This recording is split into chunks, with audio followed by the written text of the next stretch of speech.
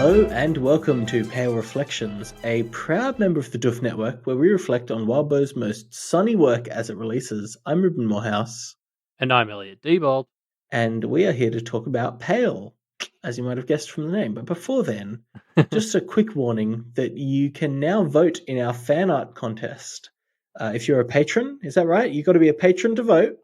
But you can go see all the entries and vote for them. Well, I think by the time this episode's out, the voting will either have closed or is right about to close. So, all right. Can't vote if anymore, you're listening, but the results will be out soon.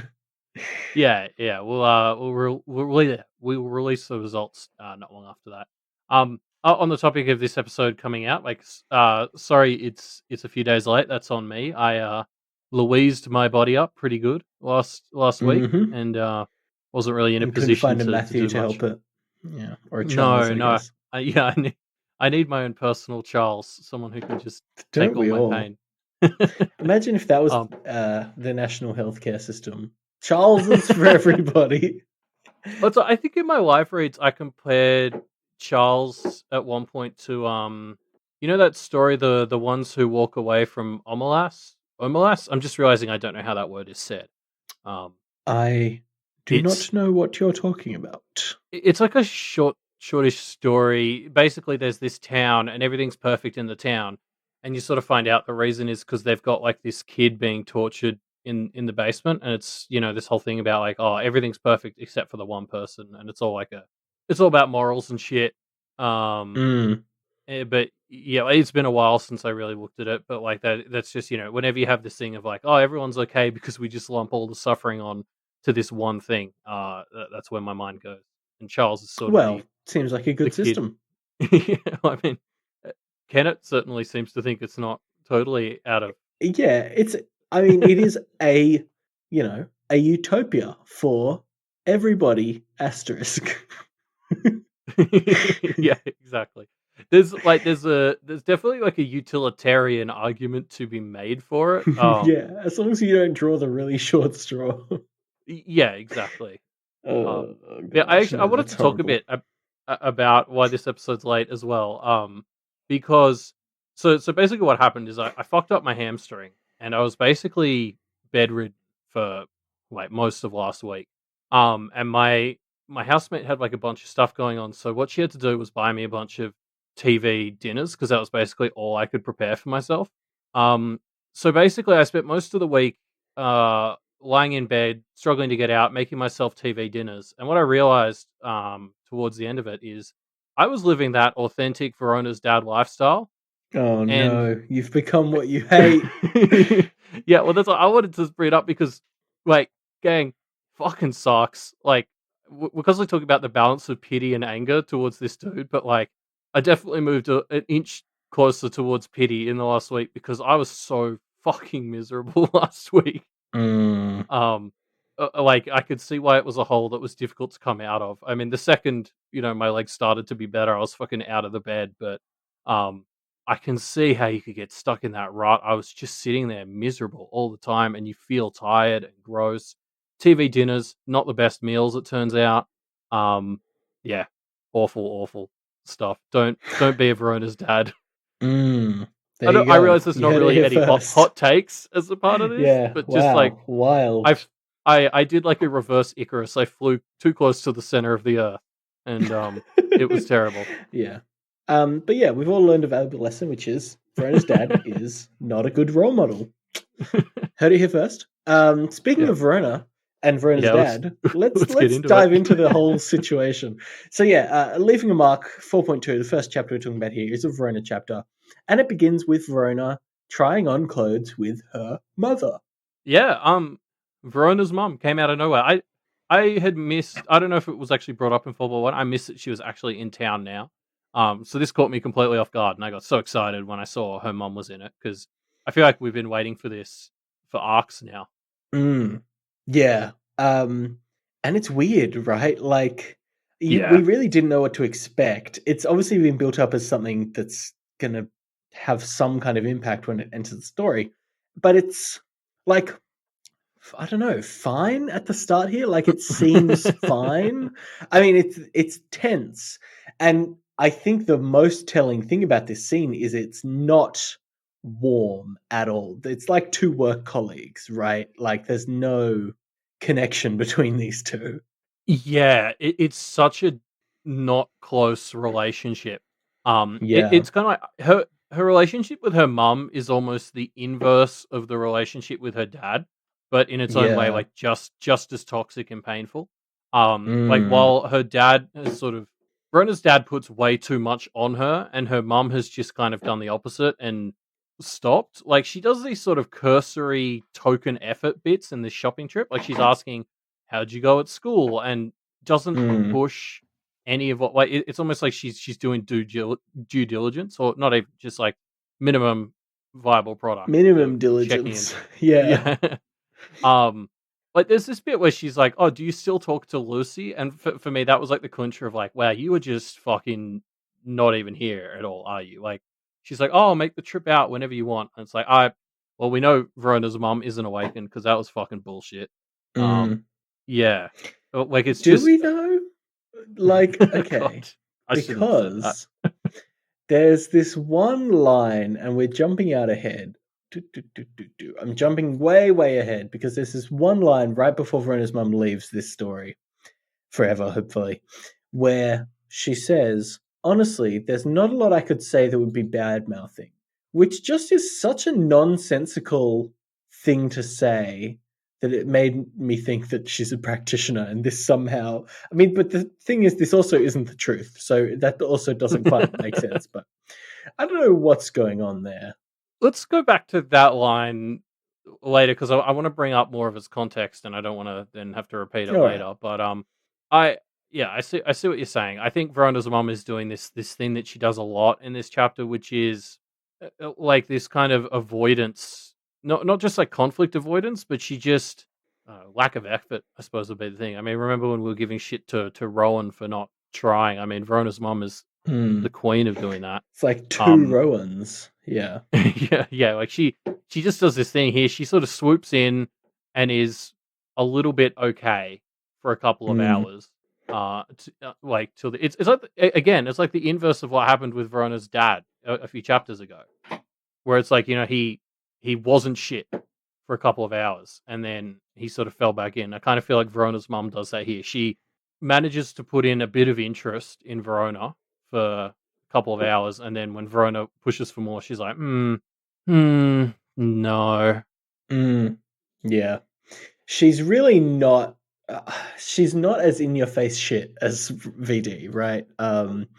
But it's also very not close. Like, and something that was interesting to me is we get this moment where Verona really could tell her mother about the party tonight, but she doesn't.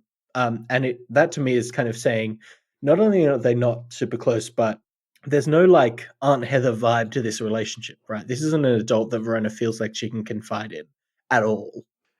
Yeah, absolutely. And I feel like so there's two other like random older teenagers in the store while all this is going on, and I feel like they really sort of Mm, highlight this because like Verona's more on their wavelength, but like she's a teenager, so being more on the wavelength with the other teens than your mum would be fairly normal. But mm, there's this one bit where Verona's talking about the classes she takes, and the other girls start commenting on Mr. Beta, like our favorite teacher, and mm, like they know so much more about this situation than Verona's mum. And I think that was sort of the bit where I was like, okay, I see what we're doing here. Like these two random girls who Verona doesn't even know their names. She connects with them so much better than she does with her mum during any of this. Her mum just like again, like she doesn't know that she still talks to Lucy. She asks questions and doesn't really push through for any extra information after getting like high level overviews from Verona. Like she's just not involved and doesn't really care to be from the looks of it. mm. Yeah, God. It's yeah. Well, we'll talk. I mean, the real moment that clinches this is coming up. Um, we'll Yeah. get to it. So let's get to it when we get to it, I suppose. Well, yeah. I think one other bit that I want to pull out from this shopping trip interaction is when they're talking about shirts, and Verona says, it's see-through. The boys in my class would like it at least.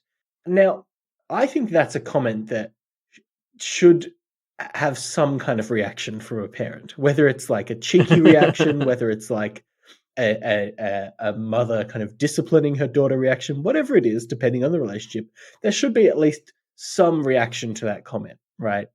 Mm. Verona's mum's reaction is, like the most nothing that it could be. There's not I got the even. impression. I got the impression that is Verona's mom being like, "Oh yeah, good point." Like I got the impression it's like she hadn't even considered that, and like for me that was just like, again, I really like your thing about them being like work colleagues or friends or something, because it's Yeah. like this is like the first moment where Verona's mom is sort of like, "Oh yeah, good point." She's a 13-year-old. Like it is almost how it came across to me. Like she's so out of touch that she forgot that like she's helping find clothes for her 13-year-old daughter. Yeah. Honestly, like, there's just so nothing to the way that Verona's mum treats Verona. Yeah. Although I think like the one thing we sort of haven't talked about with Verona's mom that comes up is so she talks about herself for a little bit, and she works with the government doing like social assistance programs. Um Mm, like it sounds great. I mean, like this is the thing you touched on right at the start. Like without context, it kind of seems like everything Verona's mom does looks fine. Like you know, at sort of first glance. Um, and this got me wondering. So the fact that she, you know, is working with the government to improve social welfare or that sort of thing seems like a good thing. So is she one of those people who is like, you know, sort of lost the trees for the forest? Like she's so concerned with the greater good, she's just left her family behind, or mm, um, I mean, she says she's like a data person out the back, so she's just sort of, you know, maybe she's someone who's sort of sitting out the back and is sort of a bit detached from it. She's like working for the greater good, sure, but like she doesn't want to get her hands dirty. I don't know. It's a bit like Verona, like helping from the outside, I suppose. Um, interesting. yeah, I don't know. What's your take on this? Well, yeah, I can see that. I mean, like, I don't know. We get so little of Verona's mum that I feel like it's not right to judge or like to try and find any explanation for why she is the way she is, because we just don't have any of that, right? Like, Fair, fair. it, the only thing that we know is for some reason she just seems to not care about being that involved in Verona's life, right? Um, Yeah, yeah. l- like, yeah, yeah, and she never says no. I don't want to be a part of your life. She just, I mean, it's like what happened with Lucy and Paul, right? It's this completely unanswered question, and Verona thinks she knows what the answer is, which is just that her mum doesn't love her. But I mean, we don't know. It could be literally she could be a practitioner for all we know. But You're right. There could be something mm, else going on. I mean, we don't have any reason to believe that the claims that she cheated are false. Like I'm sort mm, of working off the assumption those are true, and so if they are, mm, maybe there's this sense of Verona's mum not thinking she's good enough and feeling like she's damaging Verona by being near her. Like maybe she thinks she's doing the right thing by keeping away. Like I don't know, mm. and you know the social assistance thing. Maybe she's someone she's trying to make up for what she perceives as her own flaws or something. Yeah, Yeah, like you're right. We don't know. I suppose. I don't know though. Like at some point, she must know how Verona's dad is doing, at least in the general sense, right? I'm And not. I'm not sure she does. I you think Yeah. if she doesn't, that's even more indicator that she just does not give a shit. Yeah. She's just too. Yeah. She's gone too far away. If she doesn't know. Uh, Yeah. if she doesn't know, if she hasn't put in the barest amount of effort to interact with Verona's dad at all, then which is the only way you could know how terribly he's doing, right? Hmm. Um, and I mean, she also like Verona says during this chapter, "Oh, dad's the worst" or whatever. I can't remember the wording, but Yeah. something that Verona's mum doesn't seem to react shocked to. She basically just says, "Oh, I can't comment on that," you know, as if she knows full well what he's like. Like. I mean, yeah, that wasn't my read. My read was that she's just she was being overly cautious. Like it's again that thing she seems to want to keep the distance. Like she doesn't want to get involved. Like maybe Yeah. she's turning a blind eye. Like she may not really have any idea how bad it is. And when Verona starts to complain, she wants to cut it off before, like because if Verona is just sort of whinging because what teenager doesn't have fights with their dad, right? Like it's Mm, or she might just think Verona just wants to move in with her, and like she may just sort of not really be thinking about it, and yeah, like just not sort of considering any of it, I suppose, and just sort of shutting it mm, out because she's not interested in having Verona herself. Um, mm. yeah, I mean, it's just her mom. What a yeah, it's like this weird inverse of her dad. Her parents are both scattered in the opposite directions on putting themselves back together, and Verona's gotten caught in opposite versions of hell because of each of them. Like her Yeah. dad needs to back the fuck off, and her mum needs to show up. Mm. Yeah. Yeah. If only they could somehow get together and have a child, it would be perfect. Anyway. I think there's some interesting comparisons to be made between Verona and her mum. Like, I mean, obviously, like we know that Verona's response to a lot of this stuff has sort of been, "Oh, I want to be an other." Like, she likes to sit on the sidelines and observe and be separate from humanity. And I can't help but think that maybe there's a bit of her mum in her when she's doing that. Like, there's an argument that that's Mm. sort of how her mum has coped. She may not be as different from her mum, or she doesn't think she's that different specifically, I suppose. But like she might have bits of her mum in her. I mean, of course she does, but you know what I mean. Yes, theoretically. Yeah. So the other thing to keep an eye on during this conversation is we know that Verona thinks that she has lied by the end of this conversation. Yeah. So keep your eye out for lies. I've got a potential one where Verona's mum asks Verona what she needs, and Verona says, "I don't know about need, but blah blah blah." A lie, because I think Verona almost certainly knows what she needs, which is good parenting. Um. Yeah. I don't know. I feel like that's a bit of a stretch. Mm, My guess for the lie was that she said she'd call her mum like at the end of the school, and maybe she doesn't intend to do that. Again, that feels like a stretch as well. I think you've pulled mm. out one later in the notes that I'm 100% on board with. Like, I think your pick later on is my new Ah, answer. sure. Okay. Anyway, so Verona's mum takes her home, and the air is heavy with the unspoken things between them for sure. Yeah, I love this bit where Verona's just sort of sitting there, and then she just says, "I could use a break from Dad." And then the next line is, "Verona hadn't meant to say that out loud," and I was just like, Verona's subconscious doing its best. Um, yeah, like this is sort of the moment that sort of kicks off the really heartbreaking part of their interaction. It goes from distance to just hurtful. Mm, yeah. I love I love that she says that. Oh, Verona. Um, then we get to this line of honestly, there's not a lot I could say that would be bad mouthing, which Yeah. again, like, what even? Like she just must literally care not at all to not have any understanding of how bad it is with her dad.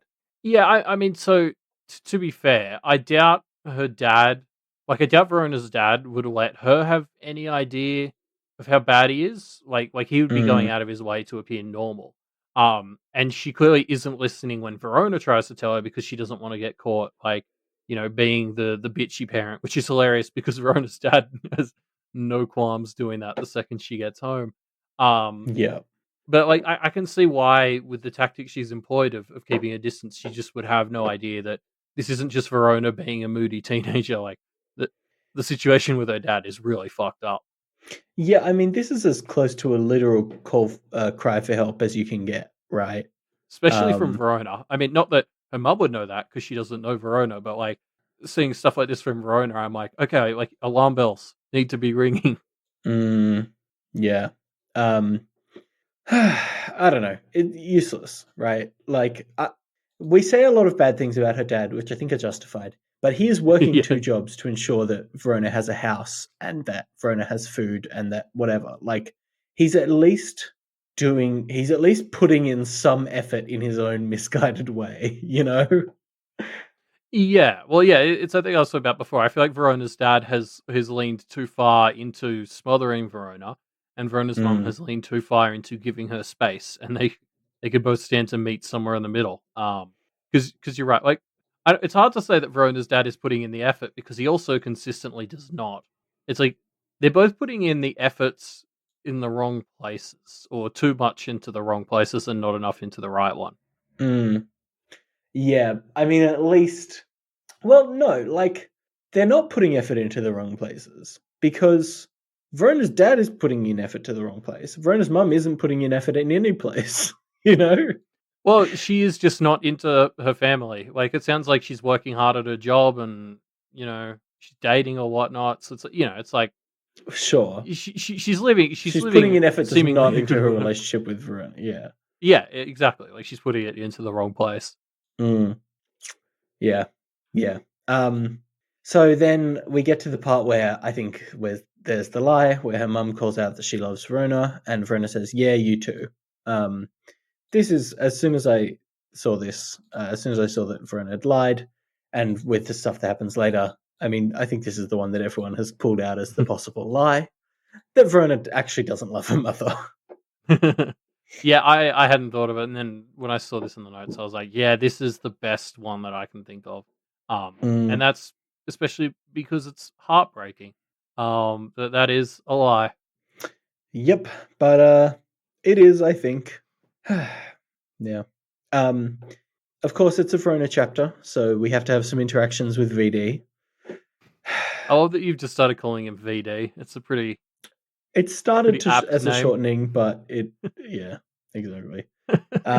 They have an argument. I don't want to get too into it, but there was this funny line that I liked where after they've fought, VD goes back into his room and we get the line, "He closed the door to his own room with unnecessary firmness." And I'm just like, Frona, is it unnecessary firmness? You guys have just had a huge fight. Is it is this surprising to you at any point? Yeah. I mean, it might be the one thing where it's like, oh no, I get what he's doing here.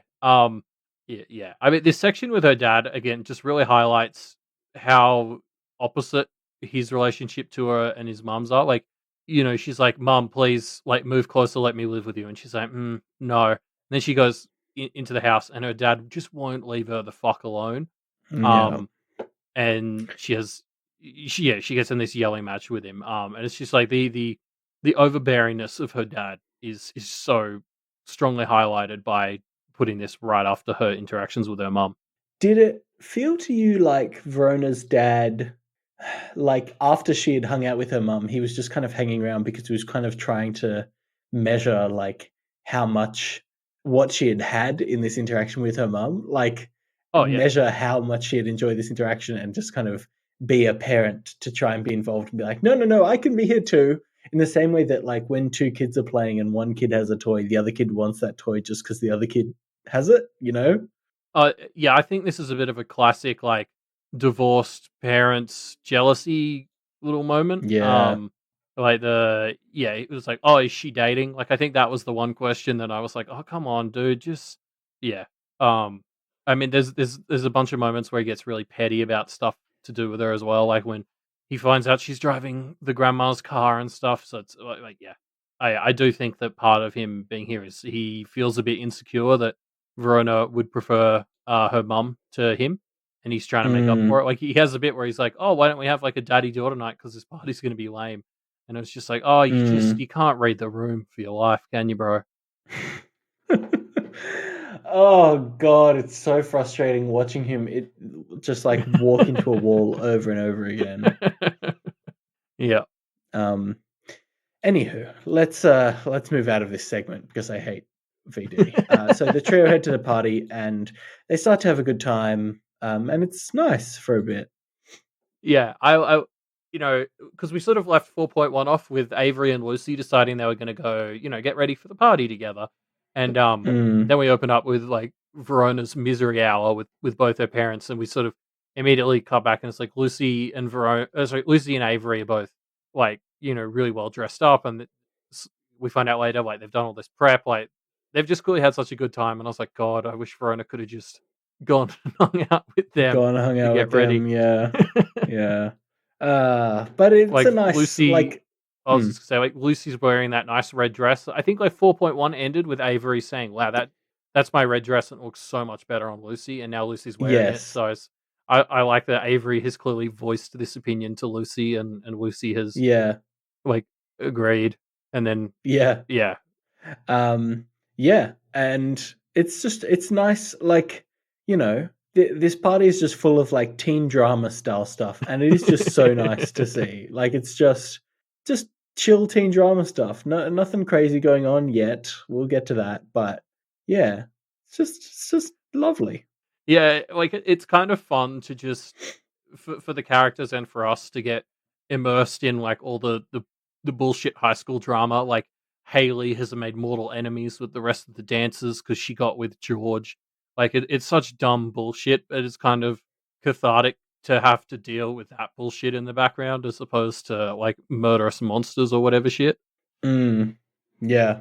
Yeah, right. And like Lucy is just cutting loose and it's really nice. And Verona is obviously enjoying seeing Lucy having a good time before everything goes crazy. Like, it's just nice. It's so nice. Yeah, it's so good. Like the Lucy stuff in particular. I mean, we'll talk about that a lot more at the end of 4.3, but you can also already sort of immediately see like she's sort of nailing what Booker sort of asked her to try doing, but she hasn't had to sacrifice who she is like at all to do it. Like I think she does this great job of just mingling with everyone but still being her. Like so much better than I was doing at age 13, you know? Mm. Mm. Yeah. Um, yeah. And we get this bit where Lucy jumps in and defends Pam, and it's awesome. Yeah. Like, Lucy is basically this kindness crusader that's here to stand up for the rights of all kids to be nice to each other. And it's just really nice. It's just Yeah. really nice. Like, and that's exactly what I'm talking about. Like she still takes this stand. Like it would be easy if you were trying to fit in to have let that slide and feel bad about it later or something. But Lucy Yeah. is sort of fitting in, but she still takes this moment just to be like, fuck you, and she manages to get like all the girls on side, and I think it's like Logan who leaves in a huff. Yep. Like good. Yeah, like Yeah. yeah, it's great. Avery is also doing very well. She's out there breaking hearts, which is hilarious. Like I love how she starts talking about hockey, and suddenly all these boys are like, "Hey, you want to go out?" And she's like, "No," and she almost uses that as a bit of a confidence boost to come out to everyone, which is great. Hopefully, Hmm.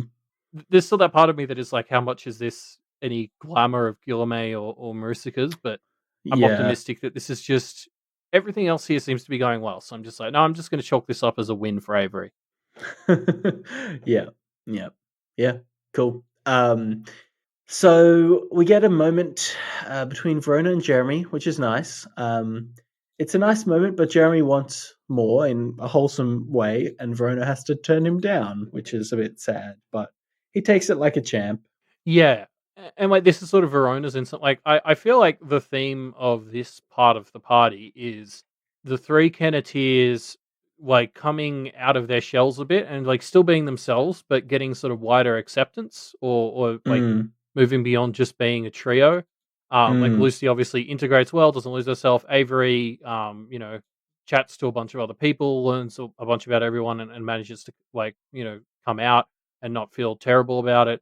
And mm. Verona gets to take a boy into a dark corner and try some of the physical stuff she's been wanting to try. Like, I Yeah. mean, it's a very Verona moment. She takes him. She like notices that there's spider webs, and she's like, "Oh, this is nice." And so like, "Fuck whatever, Verona." Like, Spiderwebs. Oh, um, Verona, you weirdo.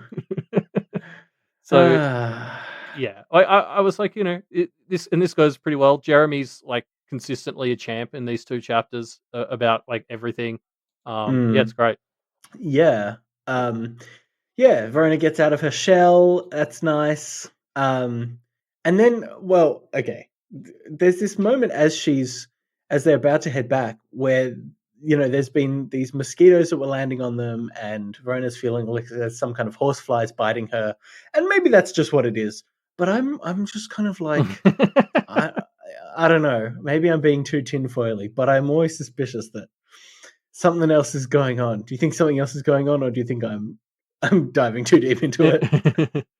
Yeah, no, I've chosen to believe that everything at this party is just benign. I think like there's the one bit like Lucy obviously spins the bottle and gets Wallace like 3 times or something, Yeah, again, and suspicious. yeah, but that kind of gets explicitly called out 2 times in 4.3 and dismissed as a supernatural thing. Mm-hmm. And I'm kind of inclined to believe this is the same. Maybe it's some of the bad karma stuff, like to keep Verona away from her bag. Like, I don't know if it's anyone specifically messing with them. It could be the karma laying the bugs on her so that Melissa had more time to grab her bag, but might not be. I don't. Does it make a difference if it is? I suppose is another question. Mm. I don't know. I mean, is it Blue Heron Institute people messing with them right before they come to the school, I don't maybe? think so. Or yeah, I don't know. It's weird because I don't think so either. But the fact that there are just like 3 or 4 coincidences that happen, it's like I don't know, just enough to be like, oh, what's going on? I mean, you roll enough dice, you're going to get a nat 20, right? Like, I think it's just Yeah, the chaos but of the it's not party. in that 20. It's like 3 18s in a row, you know?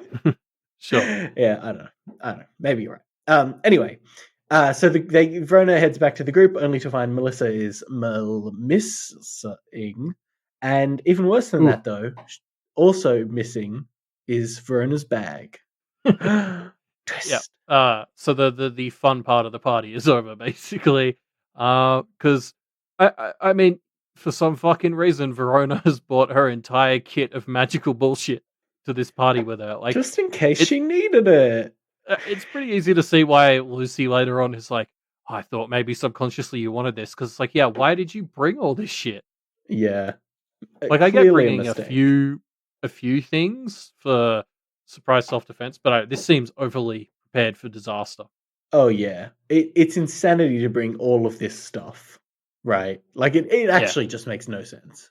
Maybe, But like, my charitable read is that she was so desperate to make sure Lucy and Avery had a good night that she brought all this stuff so that she could swat any problems that popped up. Um, yeah, I could see that. I mean, it's not Yeah. a very good plan if that is what would happen. Because, I mean, we see how it goes, but yeah. Yeah. Yeah. Anyway, we will see how it goes in 4.3, which is from Lucy's perspective. And the thing about this chapter is immediately Lucy jumps into action mode, right? Like Yeah, she's yeah. immediately like, okay, I'm here, let's solve it, let's do this. And that's the part that really bums me out, right? Is she so quickly snaps out of having fun mode. It's just sad.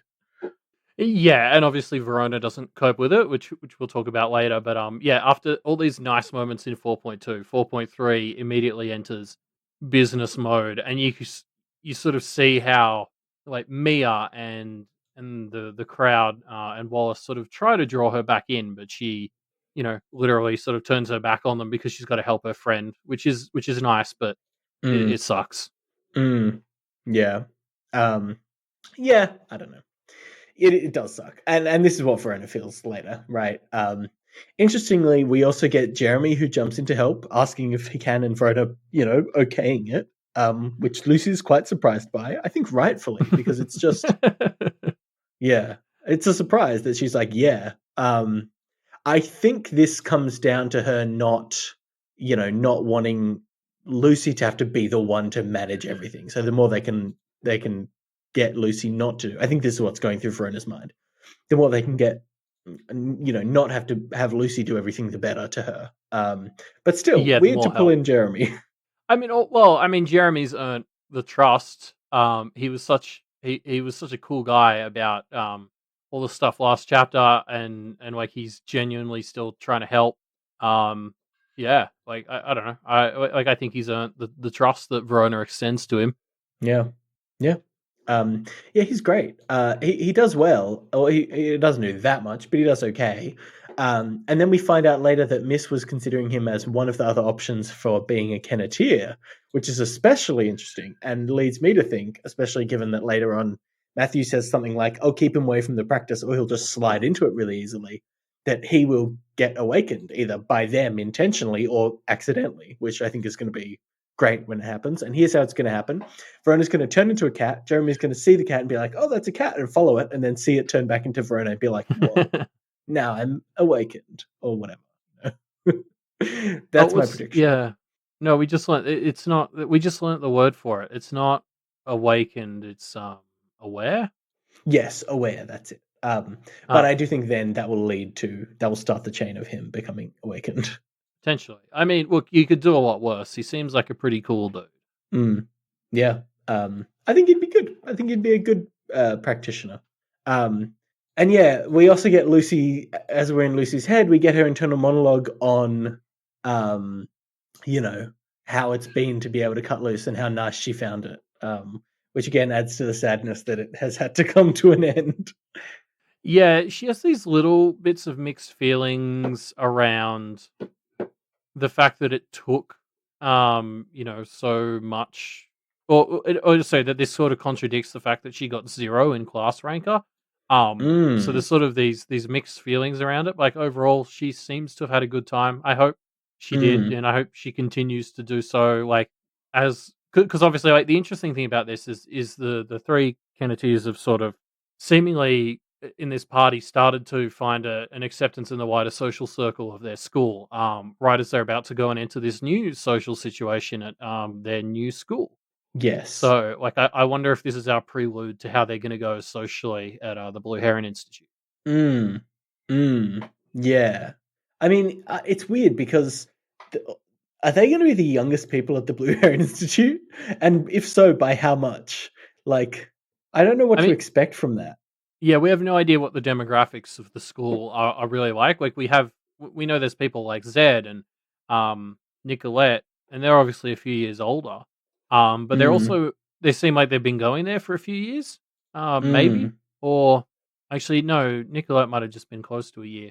Like, obviously, I think Bree is going to be another new student from the sounds of it, which is great. Like, I mm. can't wait to see more of her and sort of see her as like a genuine classmate of these three. But yeah, I mean, I don't know. It depends on what a normal practitioner, like how old they are when they awaken, I suppose. Like, I guess we'll see. Yeah. Yeah. Because, yeah, I'm just, that's the biggest thing that indicates to me, are they going to, like, go well or whatever? Because if they're all 13 and everyone else is like 17 plus, it's just going to be a very weird situation, right? Yeah, they're going to be like, at least at my school, we sometimes had kids who were accelerated a couple of years at school. Mm, And mm, like 9 times out of 10, it was a bit of a social nightmare. Um, yeah. So it's like I could see that, but you never know. I mean, they've got each other, which I feel is always going to be their biggest asset. Like it has been so Yeah. far, and I think will continue to be. And to be fair, they've, at the end of this chapter and also all the stuff we've seen with Zed seems to indicate that they're at least going to have Nicolette and Zed in their corner. Um, so it's not like they're going to be completely outcasted from, from the social, I don't know, life at the school. It's so hard for me to even picture, like, do people at the Blue Heron Institute like hang out after school? Is that a thing that happens? I absolutely have no idea. Mm. Yeah, me either. Can't wait to find out. Yeah, we'll see. Anyway, so in this part of the chapter, I think this is the weird thing about doing a show like ours is we have this first half of this chapter, which is they're like on the trail of finding the people, Melissa and the gang who stole the bag, but and there's some stuff that happens here that's related to like the practice and stuff, but mostly it's just the three kids and Jeremy like chit chatting, right? And it's weird because like I don't know if we have anything to summarize or really discuss here, but it's just a really engaging, very mundane conversation, you know? Yeah, it's definitely one of the sections that's hard to do justice in this format because, like, we can pull out details like the fact that Lucy and Avery have these like fucking Pokeball shoe things, charms that they made, and Yes, talk about how cool which is that great. is, and Yeah. and yeah, like in general, sort of say, oh, all these conversations are great. Like, there's so much Mm, character work going on amongst, um, like this sort of chasing the trail thing. Like it's not just finding the perp. There's character work yeah. mixing in. Like again, it's that wild bow thing. Everything's doing two things. Like Lucy is using her sight, and what's interesting is she's not just using it for detective reasons, but also it does character work. Like it gives us insight into how other people are doing because she sees all the auras and daggers surrounding them. Um, Mm, so it's yeah, you're right. Like it's hard to sort of often do all that stuff justice without because it's almost like every line. deserves to be called out, but we sort of have to summarize all of them into one little bit. Yeah.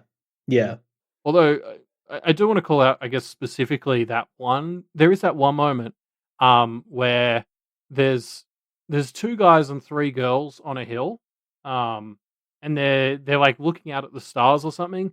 And Lucy notices that presumably as they get high or whatever, all of their daggers sort of leave their bodies for a bit, and they just get surrounded by this nice aura for a bit. And it's just this nice little moment of like seemingly five, random NPCs just having a nice moment. And I don't know, it's neat.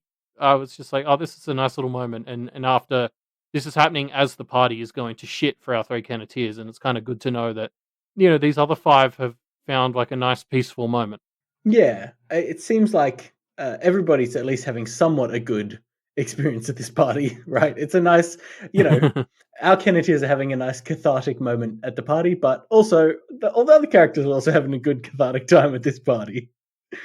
Yeah. So the trio catch up with some of the thieves, and Sad Song Mullet Man is here. Lucy tries to get Haley to turn off the music so that Sad Song Mullet Man doesn't, destroy people, but it just triggers his anger, and it gets intense.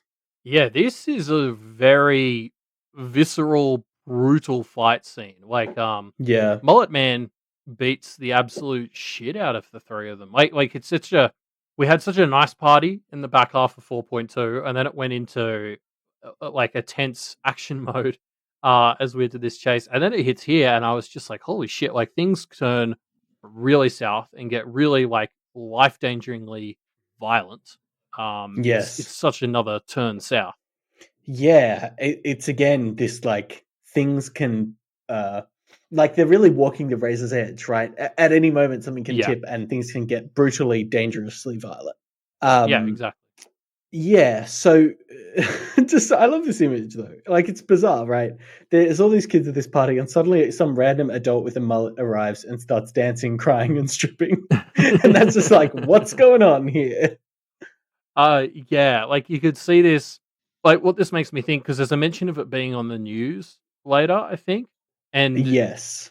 like now you sort of have me wondering, like, what other weird stuff that shows up on the news was actually like crazy practitioner bullshit that got passed by normal people as just really weird. Yeah, what news stories can you find that are actually practitioner bullshit but have just been justified as like, oh, Florida man went to party and cried and danced. Yeah, exactly. Florida actually has a really active practitioner community, and that's why there's so much Florida man stuff. Yeah, there's so many cover-ups there. Yeah, I want to talk about this fight scene as well, because it is the first fight scene that we have where the trio really don't use very much practice here. Like, they're kind of fighting in a very mundane way because they didn't bring their stuff, or Verona, who did, has caused the problems. And it goes well. Like, I was kind of worried that without their bag of tricks, the Kenneteers wouldn't be able to do that much, but they're actually able to defend themselves at least until they get into a situation where they can kind of get back to using the practice, which is promising, right? Yeah, well, like it's like I touched on before. Like, this is a very physical fight, and like there's bits of the practice. Like Lucy does use her ring very briefly, but she doesn't have the hot lead, so it totally wipes her out to use it. But like in general, like it's the three of them sort of going toe to toe with this thing quite in a very physical way, which I think is impressive because like that was what John did a couple of chapters ago, right? Like this is the thing that John was barely able to fight off a few chapters ago. So the fact that the three of them are sort of physically able to go toe to toe with it's quite impressive. Yeah, definitely. Yeah, exactly like this. Yeah, you're right. The fact that I didn't think of that, but the fact that this is the thing that John went toe to toe with, and that was like enough to occupy him pretty much the whole time. And he had a fucking gun when he was doing that fight, right? Like he was shooting this thing at points.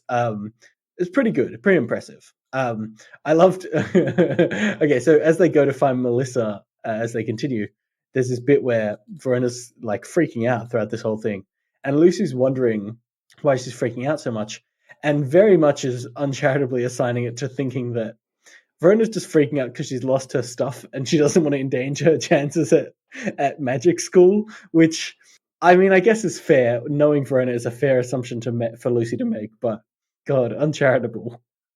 I the first time Lucy thought this, I was kind of like, I can see it.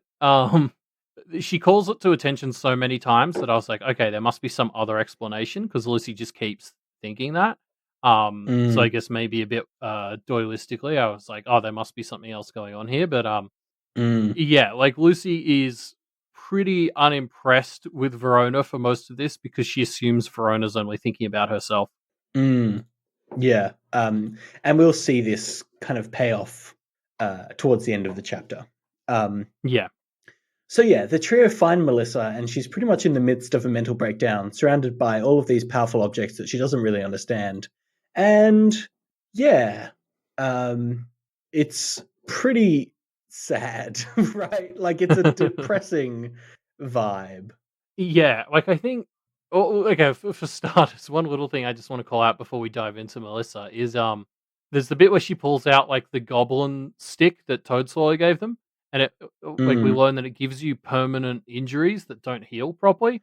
And Yeah. Melissa sort of waves it around, and she's like, "What is this? A magic wand?" And for me, that was just like the perfect summary of like Pact and Pale as this sort of like when you first come in, you're like, "Oh, cool! It's just like Harry Potter." Oh my god! Like Yeah, definitely. it's sort of like, Yeah, "Oh you yeah, this don't. is a cool magic wand." And it's like, no, this is something that just gives you permanent injuries. It's like, oh, that's Yeah. less charming. Yeah, it's not some nice, cool, magical trick thing. It's just Yeah, ugly and gross, you know.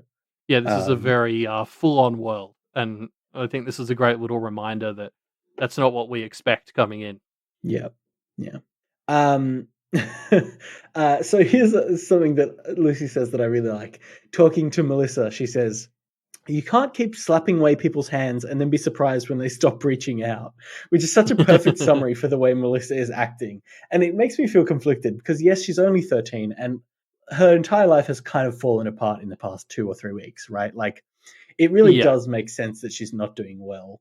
But these three have been, and Jeremy, I guess, so these four have been so nice to you, Melissa. Like, you don't have to, it doesn't have to go this way. You don't have to tank this like this, you know? yeah. Like, I found this whole thing so conflicting, and like I mean, there was actually a big discussion about this on our Discord because, like, obviously what she did was shitty, but And I, she I did it in just such a shitty way, too. yeah, but like at her age and in her circumstances, I just don't know if I can say I do any better. Like Yeah. I feel more sympathy than anger towards her, like because like especially a big part of her motivation here is whenever they do try to reach out, she's slapping it away because She's a piece of shit about it. Yeah.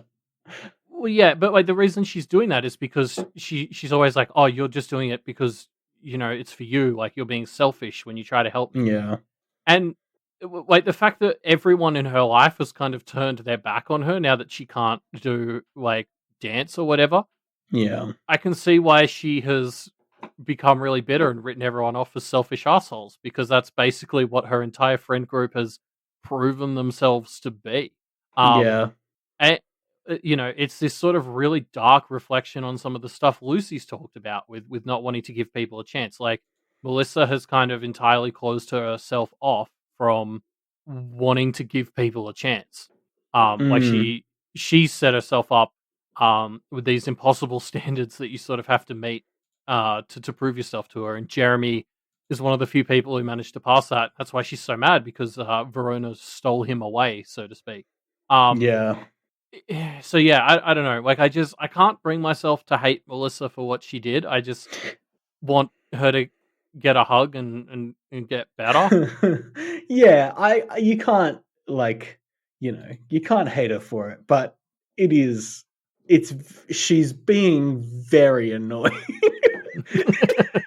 She's being very annoying. And that's really the worst crime. Oh, absolutely. Being annoying is the worst thing you can do. Um, Yeah. yeah. I mean, I Anyway. guess okay, to talk about how there's a bit of a link between her and Lucy. I think there's another interesting link between her and Verona. Like we sort of talked so much about how Verona is being let down by her mum, and like something we sort of skipped over is talking about how much of the events of tonight, like, potentially bringing all this stuff and all that, like how much of that is to do with what happened with her parents earlier in the evening. And you can kind of see this link between Verona and Melissa of how people are closing themselves off and lashing out because people around them keep letting them down. Yeah.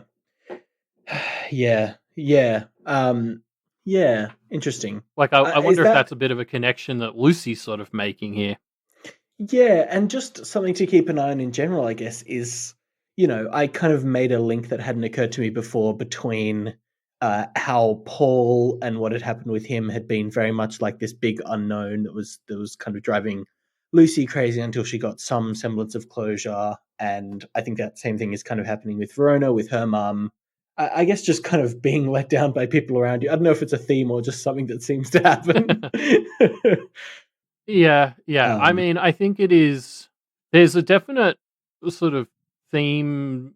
I don't know. There's probably a better word for it. Like in this story of community and like helping each other out. Like and like a very important part of this story is we have these three women who have awoken together and are now constantly on each other's side. And like I can't wait to see the three of them sort of go against the world when they go to the Blue Heron Institute. But like obviously the other side of exploring the themes of how people can raise each other up is exploring when they don't do that. Yeah. And there's just a lot of that going around. Yeah. Yeah, I guess so. Yeah, let's keep an eye on it and see if anything jumps out to us about it. So Melissa kind of uses the bag of tricks to continue to basically hobble away from the group. Until Guillaume shows up and gives Lucy a demonstration on dueling. You can't just ask the fairy for help, can you? Like, I love how fucking extra the fairy are. Yeah. Like, it's like, oh, Guillaume, we need help. And he's like, yep, sure. I'm going to give you a lesson on dueling in fucking space-time bubbles. And it's like, thanks, couldn't you Guillaume. Yeah. Like, he couldn't just solve the problem. He has to fucking turn it into a thing. Like, especially John tells them earlier, we kind of skipped over where John shows up to help them with Mullet Man. But there's a bit where he's like, oh, ask for help for the others, but don't invite Marissa, that she's not the right tool for this. And it's just like, just our friendly weekly reminder that Marissa is scary as shit, I suppose. Yeah, I don't like. I just love the fairy and how dramatic they have to be. Yeah, I do love that. There's this moment where Lucy's like, "No, just help. This isn't the moment for a lesson." And Guillaume's like, but it is, and it is. A crisis like, is the best time for a lesson. Yeah, exactly. Yeah. So yeah, Lucy gets pretty formidable here. She forces Melissa to 1v1 her, and it's horrifying. Like, Lucy is clearly turning into basically an assassin, right? Like a fucking Assassin's Creed style assassin, where she just can take people out seemingly in a great way. Yeah, like all of the becoming a combat stuff, expert. Yeah, like she's gonna be some sort of like warrior magician. I don't know what the practicey term for it would be, but like things like the ring and stuff, right? Like she seems to be leaning towards just being able to use magic to beat the shit out of you, basically. And, like I think the thing that really jumped out to me here was she threatens to torture the shit out of Melissa for 5 minutes, and I was just kind of like, whoa. Hold on, like it's very definitive language that she uses as well. There's no weasel wording here. She's sort of like, in 5 minutes, if you haven't surrendered, I will take on some of your pain. But I am going to do horrible things to you before then, is basically what she says. And I was like, oh, okay. Like, let's less time with Guillaume for you, I think. Thank you. Yeah. Isn't it terrifying? I would be terrified of this. Yeah, like I mean, because charitably, Lucy knew that Melissa would give up immediately. But the fact that she was willing to put that on the line, like put that to the test, is a little concerning to me. I don't know. Yeah, no, 100%. I would say. I mean, speaking of the 5-minute thing, like I love how like she sort of says, oh, like she makes the deals of the duel and says if she doesn't give up in 5 minutes, then I'll take on some of her pain. And Guillaume's like, oh, I wouldn't have done it like that. And Lucy briefly asks why. And my interpretation of his answer is that mostly it's because oh, she'll have to say yes if if you say it like that, which is like, okay, so wait, is this because it's better for the duel if she doesn't have to say yes, if she but she's sort wants of to say tricked yes into to it? it. Yeah, exactly.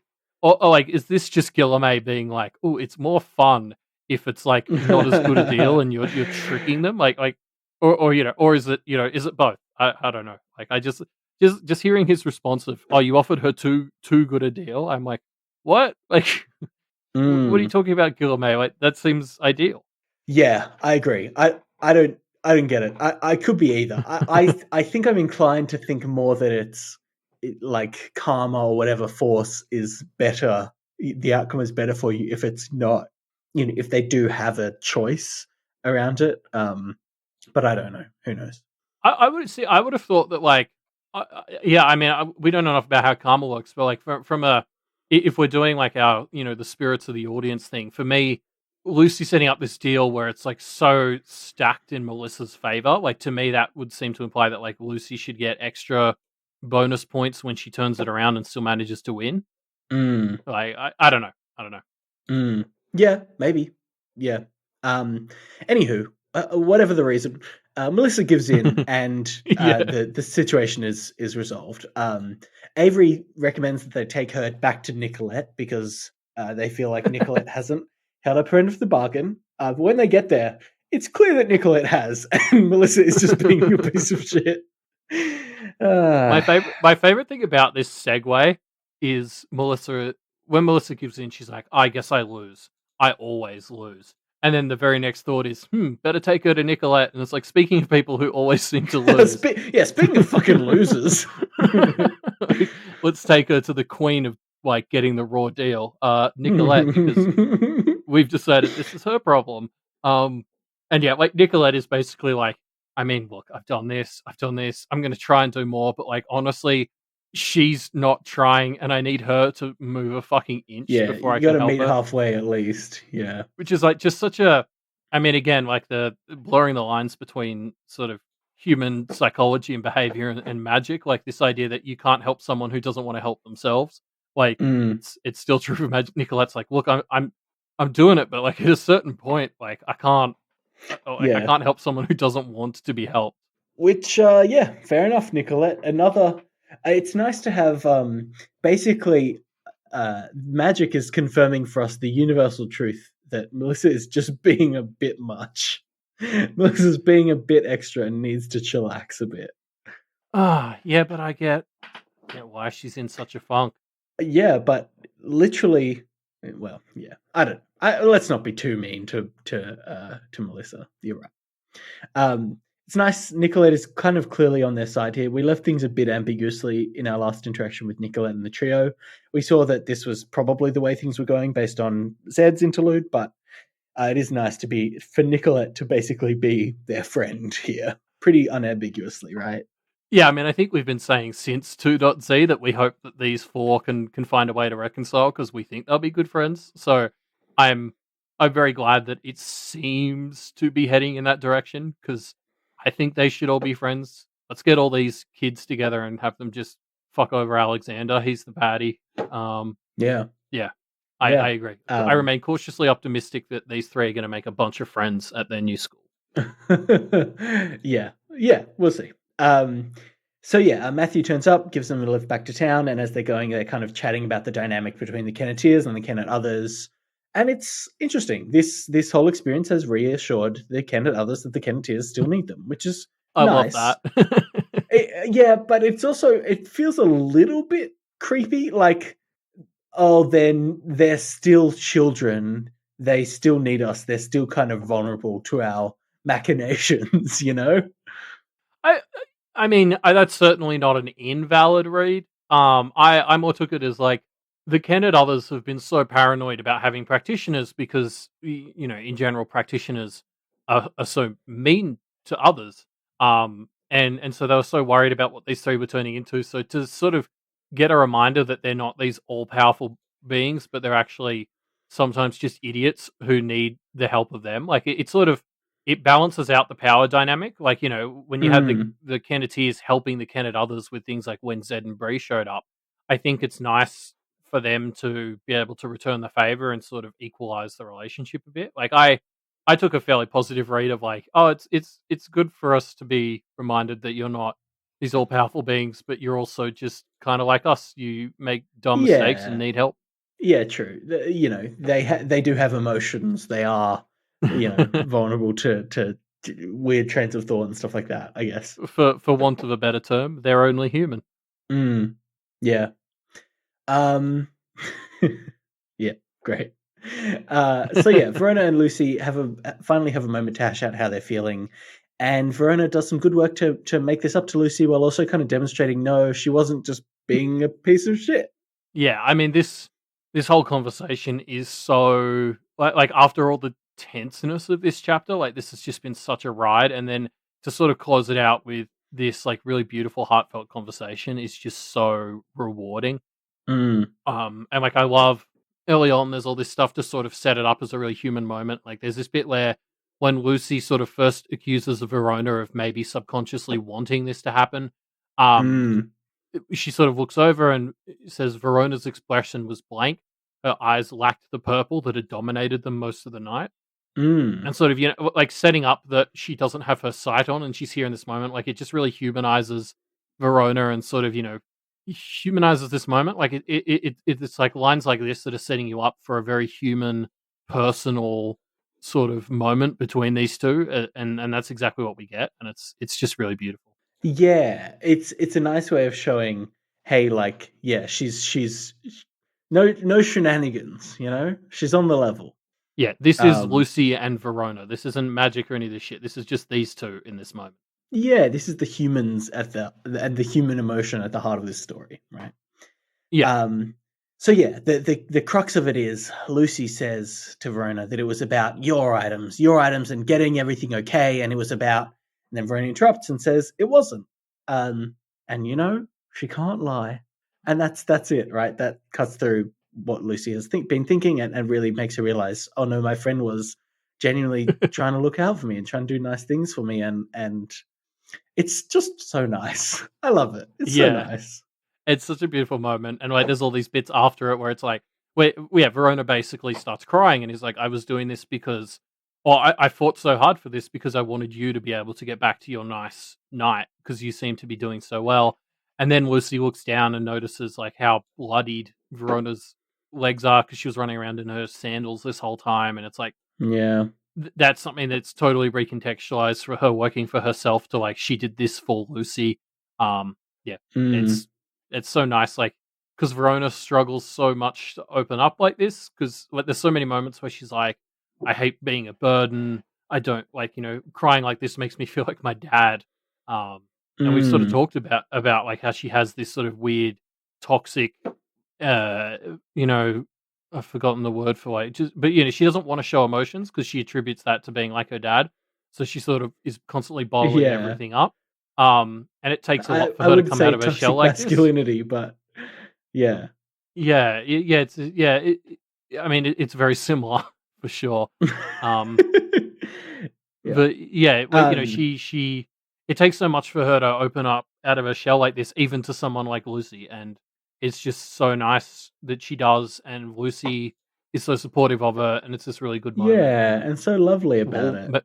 make them stronger going forward. I think. Yeah. Yeah. Um, and then we have this moment where Verona kind of breaks down about her relationship with her mother, with the key line being, "My mum doesn't want me," Verona said, her voice small. And man, you just really feel the emotion of this moment, right? Like, fuck. Yeah, Um, to look on the bright side, this is Verona finally kind of breaking down the walls and accepting that she's not really doing mentally okay. And this is hopefully the first step in normalizing like her confessing her feelings to Lucy and having Lucy and Avery and anyone else said, Nicolette, whoever, like helping her deal and heal, right? yeah. I mean, Yeah, just, yeah. she's basically getting Lucy to parent her.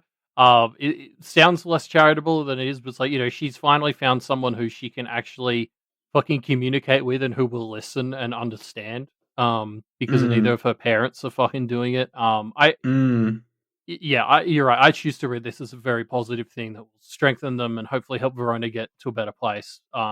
It's a good moment. Like I assume that we're about to start heading towards the school, and it's good to see the three of them really, really connecting before they go there. Yeah, definitely. Um, yeah, connecting, resetting emotionally, being close friends, and then they're going to be off to horrifying Hogwarts. Um, yeah, and that's the end Yeah, of I mean, speaking that of, chapter. Yeah. Oh yeah. Speaking of heading off to horrifying Hogwarts, we now get into the bonus material, which is packing up. It's back to school time, so everyone get ready, pack your supplies, and let's head to school. I mean, this did give me flashbacks for like preparing for school trips as a kid, and they like the school would always give you a checklist of all the shit you had to bring.